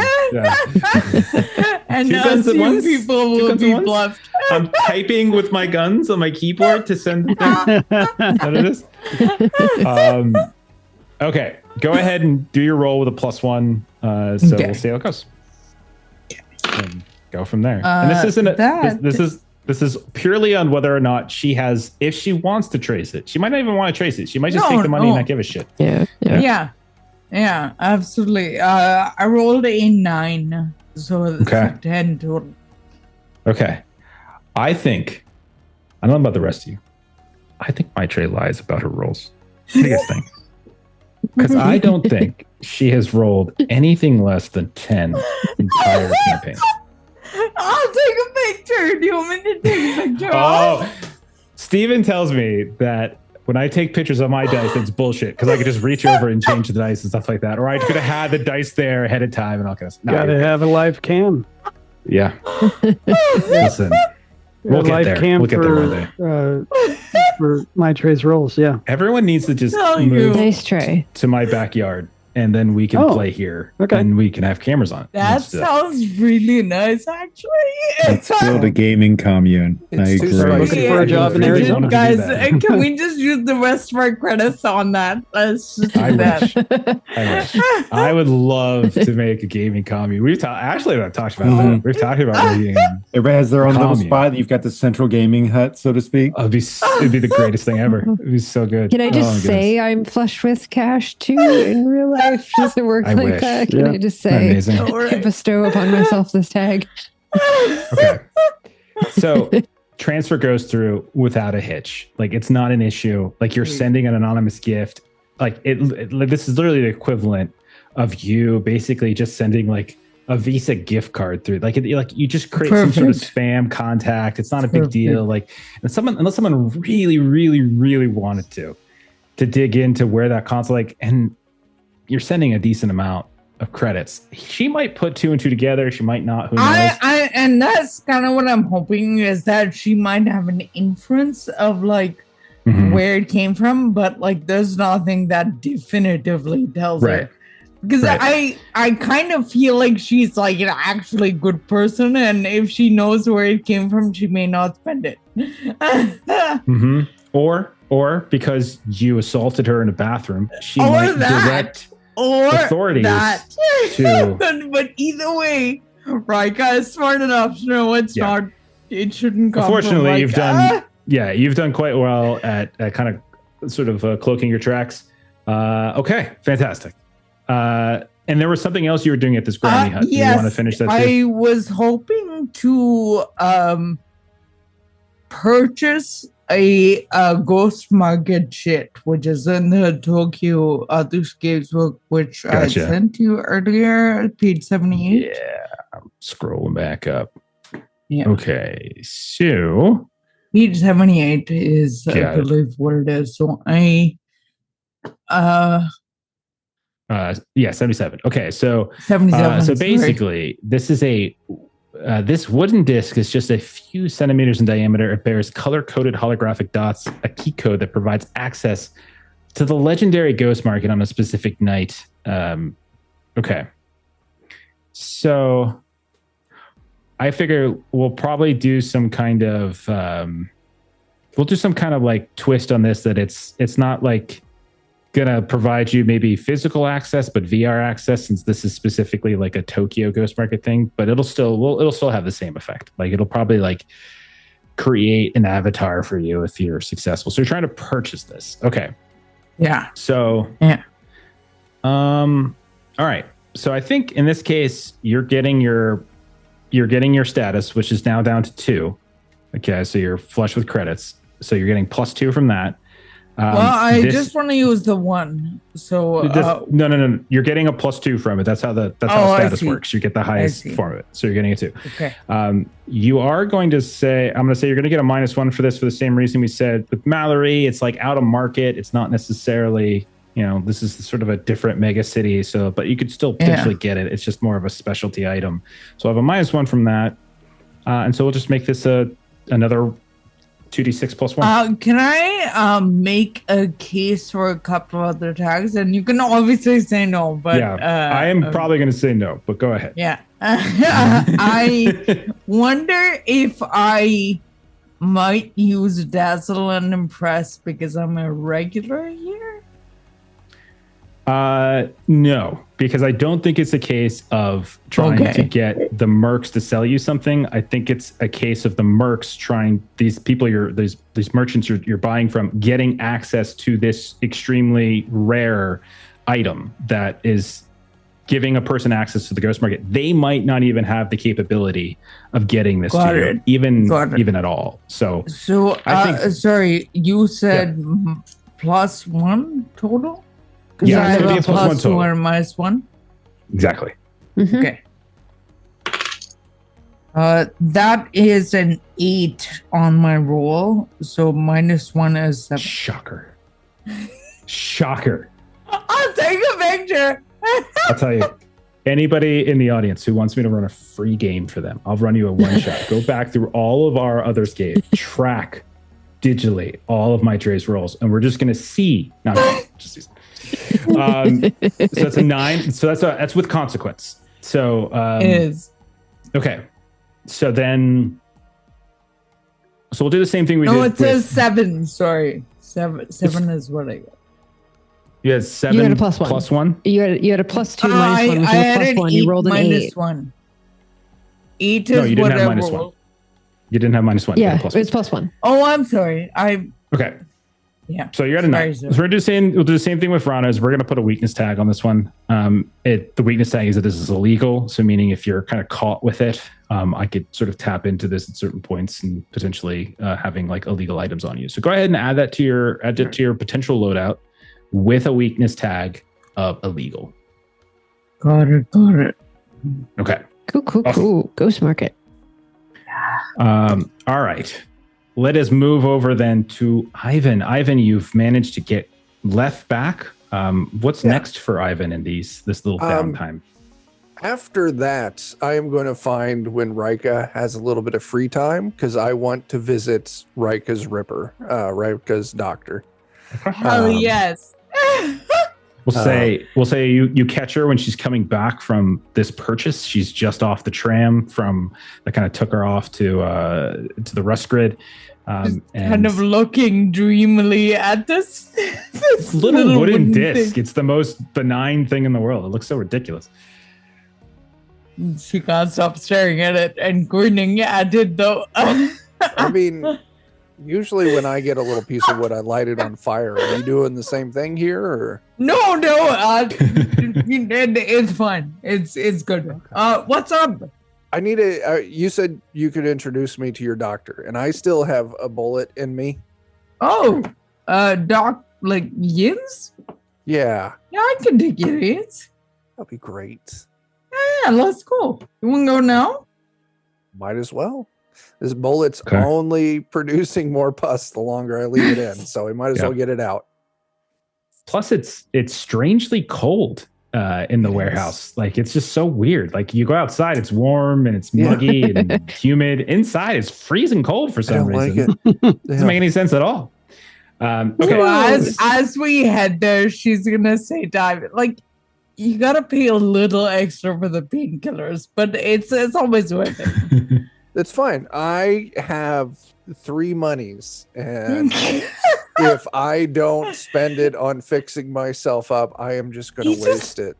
He uses like older dermal slabs because he is like convinced that you don't need to always have dermal slabs, and I don't know, he's really modern in some ways and he's really old school in other ways. So just pay for the painkillers is what I mean. Okay. So you guys make it to Stack 77, this big mega complex. Referenced it before. You go to a different level where there's various services, augmentation services, cyber optic services. You find a Ripper Doc kind of start service. You go in, you get it's like going to like a grocery store's, sort of butcher area. You have to kind of get a number and you're kind of waiting around for a little while, and you see all these other people who are like kind of looking at you. Some of them, like one of them's like holding some kind of compress to their eye, and they like take it down for a second. You realize their eye is just missing. Like, it's just completely gone. There's just this big, empty, gross, pussy socket.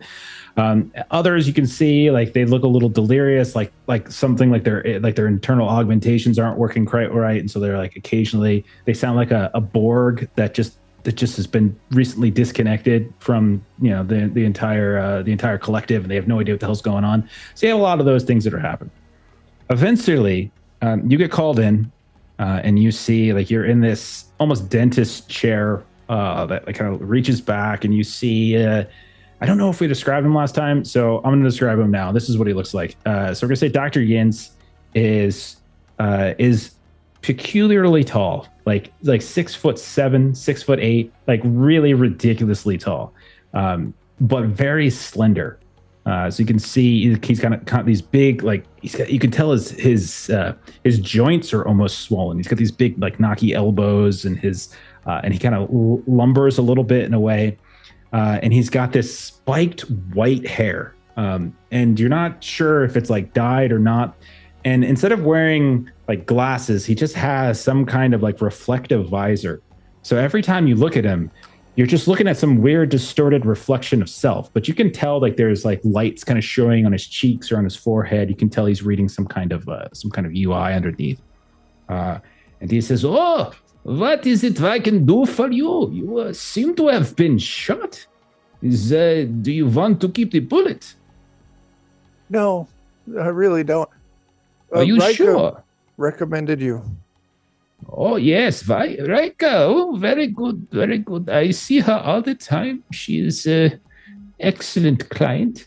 She allows me great freedom to experiment with new augmentations. Are you looking to also experiment with? Just a little, tiny bit, maybe. Oh, you are a baby, you say. You are coward. Okay, maybe a little. So, I got shot, and I would like you to fix that. And then I accidentally lit myself on fire, and I got some burns. And it would be really great if maybe you could fix that too.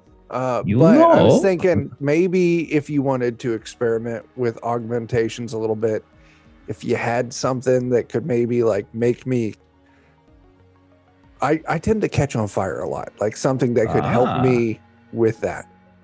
That is very interesting. When I was a younger man, I once set myself on fire, but it was on purpose. I wanted to learn about the pain that it caused. So yes, I do have some subdermal plating that is particularly effective. It, however, has some might say a toxic kind of material. Have you heard of asbestos before? I have. That was the thing with the guy with the mustache. He was always talking about that. Yes. I do not know what you reference, but it is very safe. Very safe. It will not harm you at all. I mean, that stuff I always heard was only bad if you breathed it. No. And I guess if you're putting it under my skin, I don't have to worry about breathing it. I could also remove your lungs and you would never have to worry about breathing. That would kill me, wouldn't it? No. We will replace them with something far superior. And he holds up what just looks like some sort of like accordion thing. He's just holding it up. It's the most cheesy, cheap looking thing. We will put this inside, and when you ever want to get your respiratory functions, you just push down on your chest and release. This is manual. I haven't. That sounds. No, thank you. You sound very verklempt. It is good. Yeah. That means you are impressed. Yes, that's exactly what it is. I would not like the manual breathing thing. But maybe the asbestos skin would be okay. I could perhaps create. I have access to a special discount with the toy company down on level 6. We could perhaps get you one of those little clapping monkeys and remove one of the arms, and we sit it in a baby Bjorn on your chest, and it will regularly push down for you. Oh, that sounds hilarious and fantastic. I can't though. I got a friend that travels with me, and he likes to eat anything tech, and I just know if I left that unattended, he would eat that, and then I couldn't breathe, and it would be bad. You are very responsible. That is good. Now, let us repair this bullet wound you said you had. Yeah. Lean back. This won't hurt at all. And then he just pulls a drill out for some reason. Just kind of goes off. Not really sure if drilling. Yeah. Fear and panic as I stare at Rika. What the shit? He's like leaning down at your face for some reason. She's outside, like flirting with the receptionist. Can I pay for the painkillers? No, I'm sorry. You filled out the paperwork and you elected not to take it. It's much too late. Now open wide. It's in my chest, not my mouth. Oh, today is Tuesday and we have a free offer on root canal. Okay, I could use one of those. All right, go ahead. Yes, so good. Okay, so let's break this down mechanically. You're purchasing all of this? Is that the idea? I used all my freebies. So this will be all purchased. Okay, so this is a well, I don't know what the hell just happened. So this is going to be a roll. Yeah. So you're getting a +3 from your cash. Is there anything else that you have that you think could be added to this? I'm looking. I really we could mistranslate has a soft spot, and maybe the work won't be so hard for him. It's literally, you have a literal soft side. Yeah. Someone touches it, just gives way too much. Like, what is that? Like when you poke a baby's head. Like, that shouldn't. It just hasn't hardened yet. Yeah. Ivan knows about the soft spot on babies' heads, and he knows about exploding children. He knows a lot. What a backstory. Donuts fight. Okay. I think it's just the flush with credits. Okay. But You're just base. Yeah. So just give us a roll. Flush with credits. +3. Nothing special. I don't know why it's making me approve it. You don't need to do. This is just for purchase, so you don't need the burned or the shot for this. Oh, okay. You're just. I don't know why it's doing this. This looks weird. I rolled it from the main character sheet, so I wonder if that's why. Whatever. Ivan, what did you roll? No. He hasn't rolled yet. Okay, so you rolled a 4 and a 3. +3 is a 10, so you're fine. It showed up wrong. I don't know why it showed up like that. Oh, okay. It was a 4 and a 3, and then you had a +3, so it is in fact a success. It is a 10. You have 3 power now, and so because you spent the 3 power, you have 3 power to work with. That basically you can downgrade your statuses. So what are you still sitting at? Burn 3, shot 1. Okay, so you can remove shot, and then you can downgrade burn to 1. So to burned 1. So you still have a little bit of a burn left, but otherwise you're okay. I will gladly take that. Okay. And then you also wanted to try to purchase this extra subdermal asbestos thing. Okay, give me another roll. Asbestos skin. Give me another roll. This time you're going to do +2 because your credit has been downgraded slightly. Okay. Let's do. You are less flush. And that'll be with the +2, which is an 8. Okay. Okay. So that means with consequence. Yeah. Okay. You're a vagrant, right? You've called yourself that. Yeah. I think the consequence is you kind of get swindled by this guy. Maybe he gives you he gives you painkillers, but these are experimental painkillers. They let you think about all the things that you could have actually done with your life had you applied yourself. No, it will be very good. It is masking physical pain with existential pain, you see. And so you end up paying more than you want. And so I'm going to say your flush with credits is gone. You have overspent. Okay. Very cool. And now you're just crying on your way out. I am. I'm crying for different reasons. And you would have had 2 power, which you can use to spend on that asbestos, the asbestos subdermal plating. Go ahead and add that to your loadout. Okay. Fantastic. Oh, goodness. Okay. Very good. Very good. And then I think there's a brief scene between Dr. Jens and Rika as Ivan's leaving, weeping to us. He is very emotional. I did not realize you had such what the word I was looking for. Mama's boys with you. They are very kept talking about his mama. Did he pay for the painkillers? Oh, yes, he did. He paid me, and he was very generous. He gave me a tip. He said, "Oh, you are very good at your job, Dr. Yins. I cannot wait to come back." Well, that's true. You are very good at your job. I offered to shoot him again so I could remove yet another bullet, but he was too busy crying at that point. I don't know if he heard the offer. Next time. Yes. Make sure you put him out in front of whatever job you have so he gets shot, not you. Actually, speaking of jobs, I was just at Red Green and remember how I had that exoskeletal suit you helped me with? Yes. Some other that is between you and I. That is not something that we share. Okay. Never know who is listening. Some of their Riot Squad guys had very similar suits. Oh. Very interesting. I wonder if my former employers at AMI perhaps were the victims of corporate sabotage.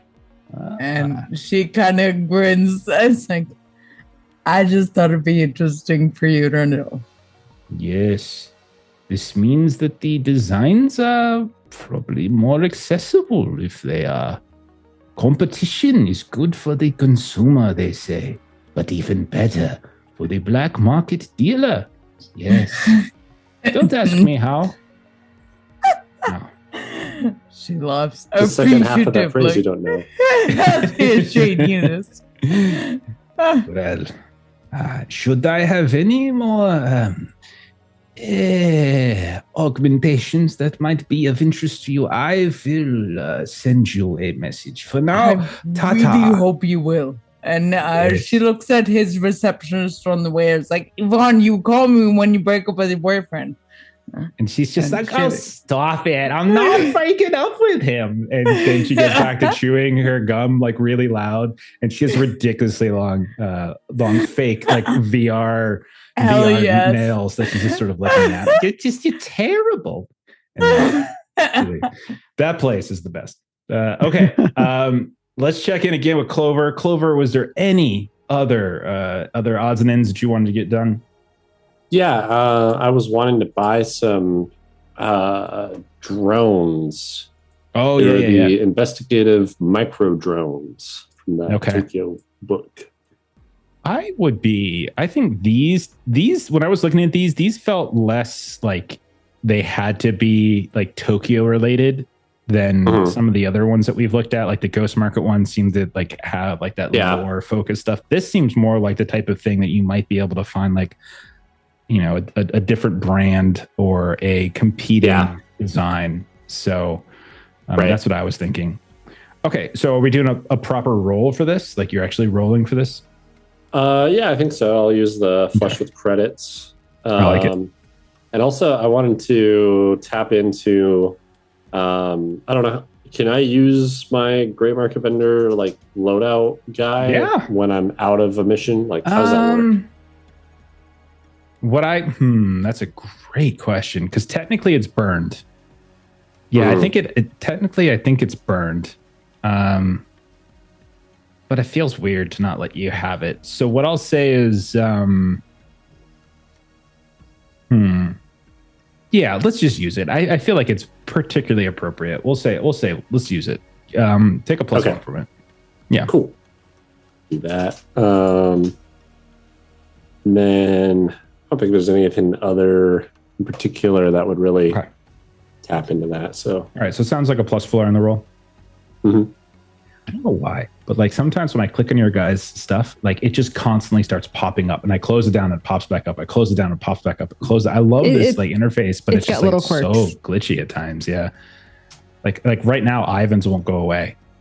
It's crazy.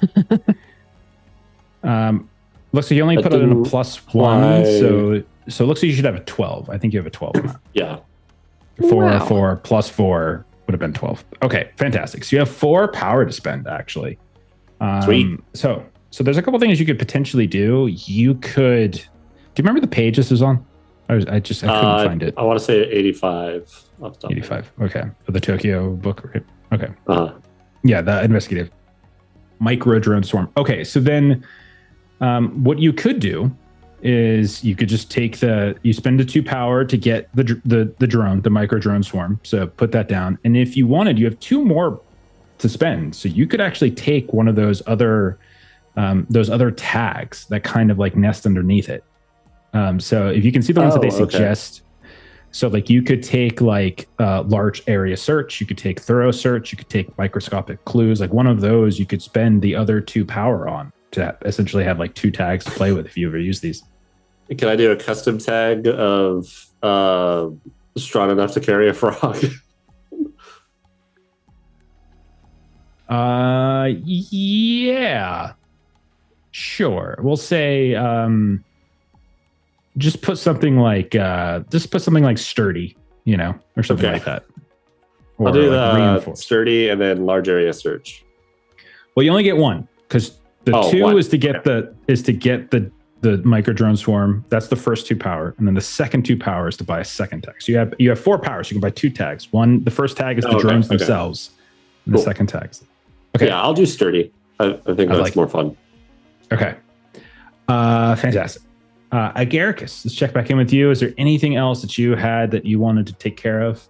Yes, after you've given me grief through this entire campaign, I'm finally going to choose my third loadout item. It only took me months. This is episode 17, I think. Is that what this is? Yeah, it only took me 17 episodes to get my third item that I should have done from the That's get-go. not even count our session 0. So technically, this is episode 8. Yeah, Garrus is just kind of a simple guy. But I think at some point a conversation strikes up between him and Ariana. Ariana reminds him he's such a nice young man and that sort of thing. But maybe he could present himself a little bit better. And she's trying to tell him he needs to suit up. But he's obviously got issues that like his form and his constant changing nature doesn't make getting traditional clothes very viable. Mm-hmm. And she maybe gives him a tip on this spot over in the Silk Quarter where you can get like mythos infused spider silk. Sure. But you can't just like buy it off the rack. You have to go there. It's kind of like a weird combination between being fitted and attuned. Yeah.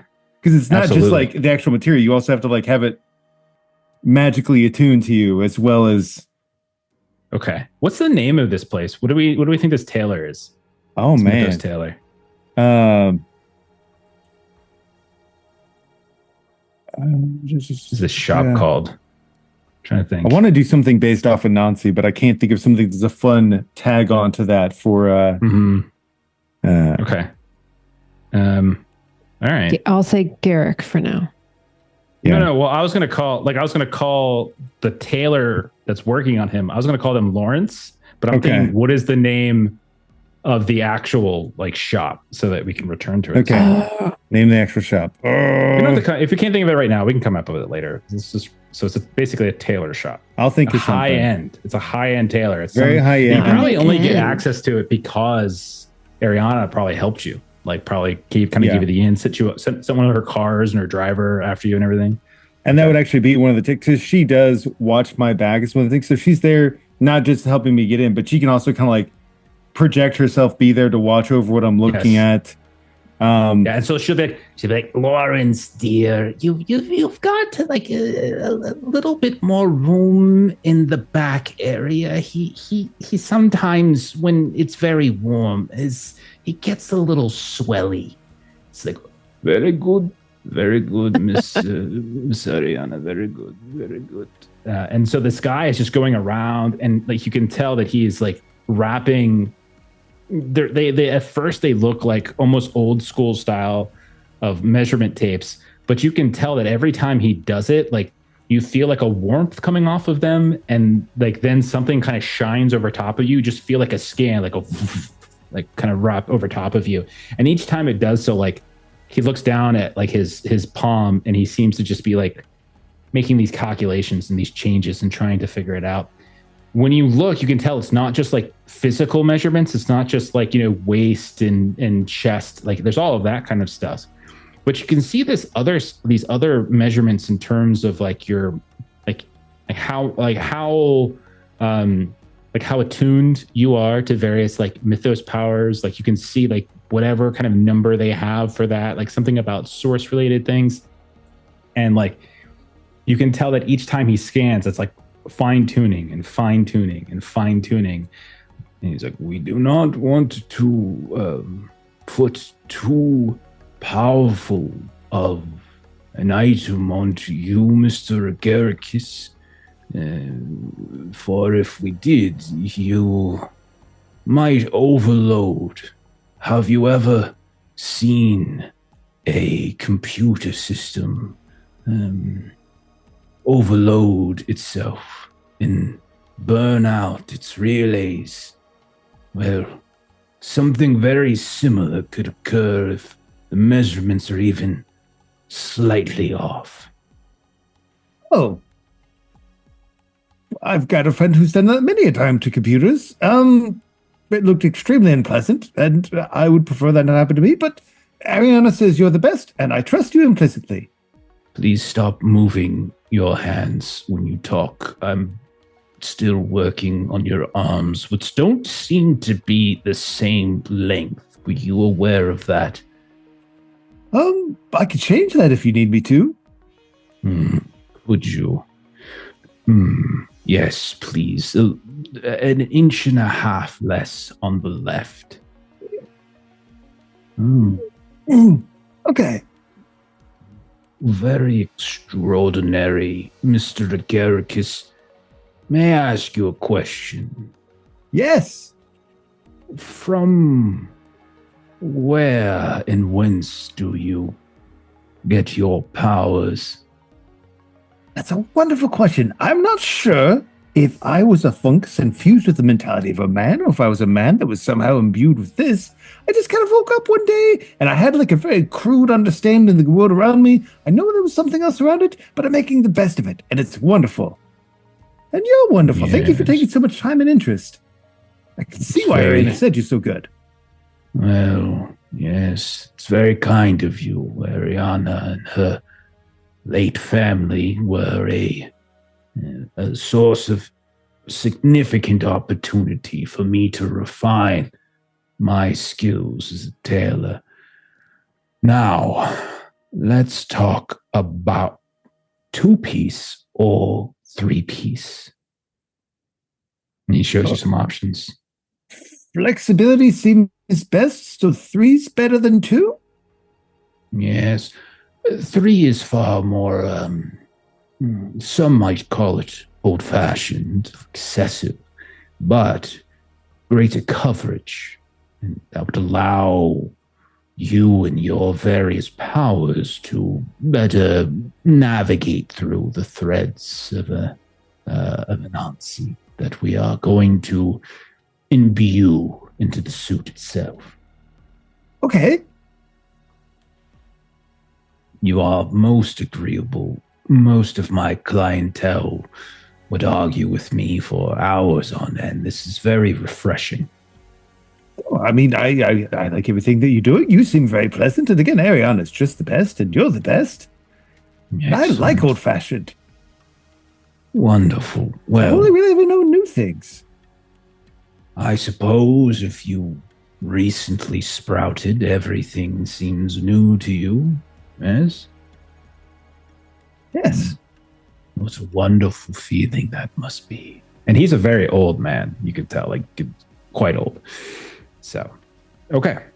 Are you, I can't remember, are you purchasing this? Yeah, I mean, even though I think I should roll for it because that's on me. I spent so long to not fill in the third tag. Oh, I'm sorry. That's right. This is your third tag. What am I talking about? No. Take it. It's your third tag. You should have had it. It's fine. You can have it. So what do we call it? A spider silk? I'm fine rolling for it just to see kind of like a... Okay. Because like I'm spending money on it. Okay. Go for it. Why not? Could I make the argument for adding in impressive physique because he found it interesting to be able to? I think so. Yeah, sure. Why not? Totally. We've got Ariana watching my back. Tailoring so much easier if everyone could just shorten their limbs that are a little right. I would say like flavor-wise, Ariana got you the connection already. So maybe we don't actually tap into it. So we'll say fair enough. I was only going to do that to then also tap into her being cantankerous. Okay. No. Let's do. So it sounds like you got a +4. Okay, sounds good. That's great. And then, it'll be great. Just don't roll snake eyes. I'll just roll this. So funny. So 2d6 +4. I'll just roll from the other thing because my one thing's being funny. You could just roll from the dice tray. Ah, you're great. Yeah. Okay. 14. Oh, yeah, you're phenomenal. So that's nice. You've got 4 power. So what we can say is go ahead and in your loadout tag, call it whatever it is we talked about earlier today. Okay. And then if you want to do kind of like what Joe just did, we don't have to necessarily come up with it right this moment if you can't think of anything, but we could put like a secondary tag that can sometimes come into play. It's more specific. I would say go through the loadout book to see some of the examples, and we can kind of return to this next week. I know the number one thing is just to have for it to have the ability to like his body's constantly shifting and doing weird stuff that it can accommodate that. And then for a secondary thing, if it can just like react to his growth and like maybe change colors. Okay, sure. So we'll say, so I would say like the whole idea of it being elastic and malleable is probably the default. So I think you're going to get that no matter what. And then maybe you can say the color flashing is the secondary tag. Like you have the ability to shift. Yeah, we'll do that. Basically, he can shift color palettes. It's like, I like today we'll do, and that's why you do Mood food. So you have more color palettes to mess with. Okay. All right. Anyone else have any last business that they need to touch on? Yeah. All done. You got one thing? Go ahead, Mallory. What are you thinking? Well, I need to get rid of my grazed 1 tag. Okay. And so I'm thinking about just going to my clinic and being seen there. Yeah, you can go upstairs. I think that's no problem. Okay. And you're just like kind of buying services? Is that what we're after? Yeah. Okay. Yeah. Give me a roll. I would say the shady stuff's not going to come into play for what you're asking. You're just asking for a quick stitch up, and they know you. So we'll say the negative that Verona had is probably not going to apply here. So just roll whatever it is that you've got. You've got whatever you have left on your flush with credits. Yeah, I got flush with credits, and I'm gonna ask them, hey, while you're there, can you check and see if I'm feeling a little like lightheaded and weak? Maybe like I need a transfusion. And I'm gonna use absorb blood and like to see if I can use that to help me like get a little extra blood in me because I was grazed and I've lost some. I mean, you're trying to buy services. Oh, so, yeah. Like, no. yeah. Yeah, so it's like, just the cost. I don't really have buying anything. Stuff. Yeah, it's just the cost, not the actual getting it done. Okay. Yeah. I don't really have anything else as far as like, negotiation goes besides flush with credits. So I think we'll just roll Let that. it rip. Oh, yeah. Great roll. Exactly. So you've got so it's 2 power to spend. You can go ahead and go ahead and you'll spend 1 of those power to downgrade your grazed, so that gets healed up. You still have 1 power left, which you could potentially add a positive status to yourself that could last for a little while, a little buff. So like if you wanted to like give yourself some kind of like innervated, or fresh blood, you can even just give yourself fresh blood and let's do that. It is. Yeah. And so it's a status, so like it's not gonna last forever, but it'll last until it feels like it shouldn't last anymore. Yeah. Okay. Okay. Very cool. Okay. So to close the session down, then we'll say, Mallory, you get your stitching done, you get your little, like, you're feeling great about yourself. When you head back down to your sort of cellar level apartment, cramped, tiny, as pretty much all apartments are in cyberpunk land, unless you're super rich.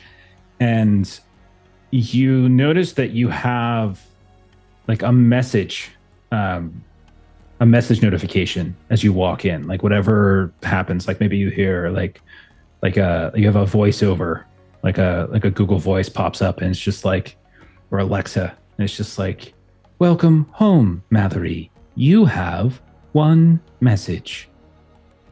That's weird. I used to get messages. Hey, just say it to me. And so the Google Voice will say, it is an audio file from, and the name that your apartment says to you is a very familiar name. It is a name that you have not heard in some time, Mallory. But it's a name of somebody you used to do terrorist with. You terrorize things with. What is the name of this person? Give me a name. This person would be Lucky. Lucky. Okay. That's going to be so confusing with Clover. Okay. Lucky. Okay. So you see, as you tell your apartment to play the message, you see a small little VR display in the middle. Maybe there's like a projector on one of your countertops, or maybe it comes out of the wall, and you just see like the lines begin to zoop, zoop, zoop, build what looks like a display of a person that is kind of leaning forward and is speaking like directly into like some sort of receptacle. Like they're actually talking into a terminal, but we just see like this 3D version of it. So like the way we are now on the stream, except 3D, we don't see the frame, whatever. And it's Lucky. So what is it about Lucky that is recognizable? What is the thing that stands out?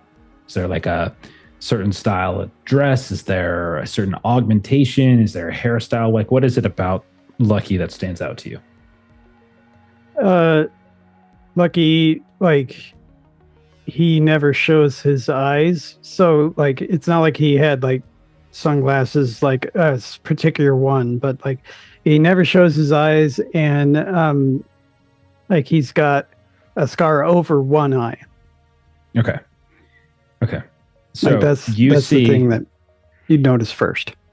You see sort of a little bit older. Maybe it's been a couple of years. So like a little bit older, but they don't look well in the sense that they look grimy. They look like covered in dirt and soot, and they've got some what looks like surface scars here and there. Some minor things. You don't see any major wounds, but you see some cuts, some scrapes. You definitely see the scar. You see they have some kind of visor band on. And like there's panic in their voice, and they're like, God damn it, Mallory, you better check this. I swear to God. Okay. All right. Look, I need your help. And you can tell, by the way, Mallory, that this is not a two-way. This is someone sending you a packet with this. I'm in trouble. Mal, I'm in a lot of trouble. I really need, I'm calling in that favor. I need your help. Listen. You remember Demeter Corp? I don't know why I say it like that. It's not like you can fucking answer. Demeter Corp. The ad conglomerate. The Badlands gig. Anyhow, so I got some info. I got some intel that said one of the black sites was finally accessible again. That whatever it is that came up out of the ground from it is finally clear enough to get down in there and root out whatever data cores and finally strip their private domains or whatever intel they got. We can finally take it public. We can finally bring Demeter Corp down to their fucking knees. I got a lead. It was a good lead. Trustworthy sources, people I would go to bat for. So I headed out. I know what you're thinking. You're thinking, Lucky, you ain't that lucky. You're not kidding. I went out to the Dead Mesa. I got the Dryads. I hired them. Those people are fucking crazy. But they took me out there. And the intel was bad, Mal. The intel was real bad. This is not a safe place. This is, oh my God. We delve down. We're in the sub-basements. There's things down here, man. There's things. I don't even make sense. I can't tell if they're people that are trying to be plants trying to be people. All I know is they don't like me and they don't like us, and I can't get out there. But I got away, Mal. I got away from them. I'm hiding. I found. There's a cryo chamber down here. All right, there's a cryo chamber. I managed to dummy my signal. They think I'm on the other side of the complex. I'm hiding out. Okay, I'm gonna hide out. I don't know who else to call. I need you to come get me, Mal. Can you come get me? Old time's sake, man. The data's good. There's data here. We can still get it, but we gotta get out, and I can't get out on my own. Fucking Dryads are all dead. It's just me now. So, oh shit. Oh shit, they're coming. All right, just get here as fast as you can. I'll see you soon. And then the message deletes. And that is where we're going to end for tonight. And we will pick up there next time around and let Mallory figure out how he wants to handle that. All right. Nice. Wow, man, that was fun. I like downtime. Holy crap! Okay, we did some cool stuff. Yeah. So all of you who got loadout, who purchased loadout, add them to your loadout kit, right? They work just like any other loadout tag. So at the start of a mission, which will do some sort of, if there's any sort of reconnoitering, data collection you want to do before we kind of head out there? Assuming you accept this invitation, Mal. If you don't, then you're an ass. But like basically during the load up phase, you have your power that you can choose to bring something based upon the nature of the job, right? That's kind of the idea. All right, all good. Mm-hmm. All right, let's do a couple closing plugs, and then we will we'll get on out of here. And I'm gonna throw it back to you, Adam. Tell us a little about what's got going on with Canon Otter, man. Well, we just got done with the Monster Boyfriend catalog for Skin City.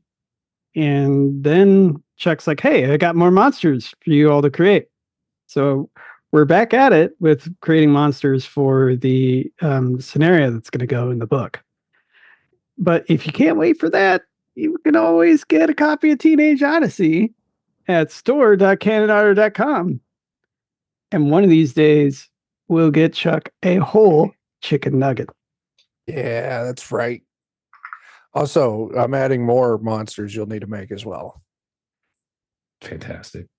Chuck, you're talking, so why don't you also tell us about the other things that you do with DOK? The DOK, that's a place that exists. Wednesday, we're going to be doing Savage Rifts. That's it. Friday, we're doing nothing because it's Valentine's Day. And Joe was being a little button, like, I want to spend it with my girlfriend. And I'm like, whatever, man. So but you've got your whole life to spend Valentine's Day with your girlfriend. Do you know how difficult it is to get and sustain a TTRPG group? They fall apart way more frequently than romantic relationships, in my opinion. That's true. But this is true. However, so nothing this Friday, but next Friday we're starting up a Cyberpunk Red campaign. We're going to be wow, that's like a rival to Otherscape, sort of. Why did my voice do that? It went so hot. It did. You were very shocked. I was. No, I mean I knew you were doing. Awesome. Yeah. Fantastic. Are you doing like your own thing? Or are you doing like a pre-made? We are. It's going to be a mush. So we're going to be doing Cyberpunk Red for the system. We're going to be playing in the 2020 area before the tower got bombed, and we're going to be doing Night City Stories, the 2020 campaign book. But I'm going to be really rubbing it on the bottom of the barrel. So it's going to be like Night City Stories as interpreted through It's Always Sunny in Philadelphia. Very good. I like that. Awesome. And then Joe's doing something Saturday, but I don't know. What are you doing Saturday? Saturday, we are doing some more Salvage Union. They are in the middle of their second mission. Next session, they're going to be trying to figure out how to harvest mushrooms off of kaiju. So that'll be good. And definitely won't get everyone killed. Yeah. Good stuff. All right. And then my Trey, what are you doing on the internet? What do you do? That sounds very like very accusatory. What do you do? What do you even do? What do you even do? What do you even do? When I'm not lying about my day tools, I play games on YouTube, where I make system agnostic or multi-system tabletop content that there's the GM and player experience that you should check out if you feel like checking out. Awesome. Fantastic. All right. What else we got going? Melissa, we just got rated. Who we just get rated by? So we've had a few different raids. Our most recent raid, was Death Dreams Live, was our most recent raid. And Thank you so much. We were raided by Diesel Shot. Oh, hey, Lee. What's going on? And before that, we were rated by Table of Horrors. Oh, very cool. Thank you so much. If you haven't followed all those wonderful people, please make sure you're following them. Please make sure you're following DOK as well, if you haven't already done so. And please make sure you check out My Trade Plays Games on YouTube. As for our streams for the rest of the week, tomorrow night we got some Perils and Princesses. Kipster is running that for us. It's a lot of fun. I am infected with a candy curse, so I look like Saltwater Taffy in a rock. Had sex and had a baby, and that's basically what my character is currently right now. There's no other way to put it. And then Thursday, Swords of the Serpentine. We just started up our new arc this past week, so we're getting back into that. I attacked everybody with some salty dogs, boys, guys, the salty people. Friday, very excited to get to. Unlike Joe, we don't like romance and love and all that kind of stuff. So we're going to be playing some Magnus Archives on Friday, as we had to postpone that last month. So we're going to start it up. Steven's going to get us through our session 0. And then on Saturday, we've got Han Cluster. So we're starting up Han Cluster from our friend Tracy Sizemore. If you watched our old Holler campaign for Savage Worlds from a couple years ago, Tracy guest GM'd for a couple sessions, and also helped design, and help build like Holler and now Han Cluster. So it's a Savage Worlds game. It's going to sort of futuristic, optimistic, sort of human-centered sci-fi. So we're going to play a couple sessions of that over the next few weeks as they work closer towards their crowdfunding for that game. And then we'll be back next Monday with more of this. So, Melissa, thank you so much. HuckleberryRPG.com for all of your HuckleberryRPG.com needs. If you like horror, Western, action horror, cinematic style games, check out Huckleberry. Our dear friend Steven has worked very hard in this game for a very long time. And got some new updates coming pretty soon with another adventure about to be released. One I wrote came out about a month ago as well. So that should be floating around on DriveThruRPG. So take a look at that. And that is it. I think we're good. That is everything. Oh, that's a lot. So we're going to go ahead and raid somebody. Let's raid Blackwater D&D and marvel at their production value and wonder what our production value could look like if we all just lived in a gaming commune. So have a good night, everybody. We'll see y'all later. Bye. Bye-bye.